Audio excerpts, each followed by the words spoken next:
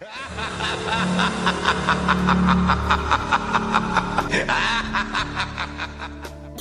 got the bling.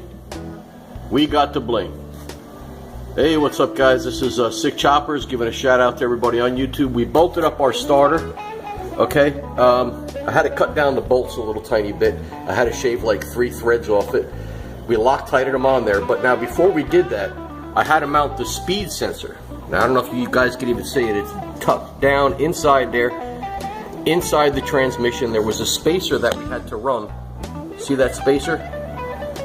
That spacer is required when you have a 6-speed or an overdrive transmission, because the transmission gear is larger on the overdrive gear, so that speedo sensor needs to be up a little tiny bit, okay?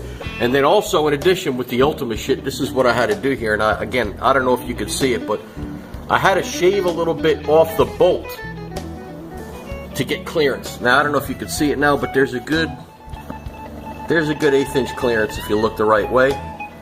But all these things are imperative to doing things the right way. I really didn't want to do it, but I was debating, should I run a washer and the bolt, or should I just run the bolt?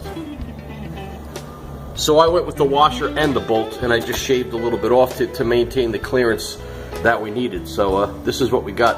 So now the next thing is we have a lot of stuff coming this week as far as shipments. I've got my offset pulley spacer, and I've got all my bolts, and what else did I order? Shock bolts. I ordered, oh shit, all kinds of stuff.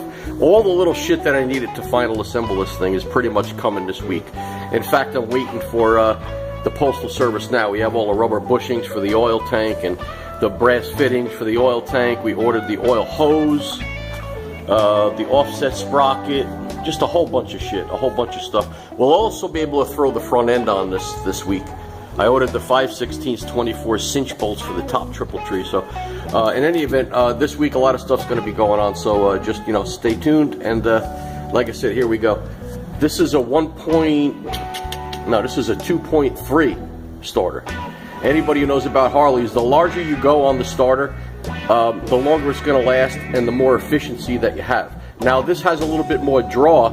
I believe it has a little bit more draw. It comes out further. See, this comes out further, the solenoid.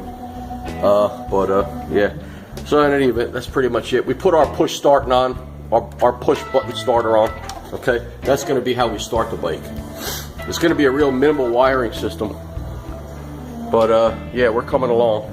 Also, I'm going to be running my Sick Choppers logo, which is up there. I don't know if you can see it or not. I can zoom in here. I have my Sick Choppers logo, and I had to get a adapter ring and all of that type shit, air filter, to mount my Sick Choppers. What do you call it? A gentleman called Bratton Ironworks machined it for me. Believe it or not, it was an Ultima belt drive pulley.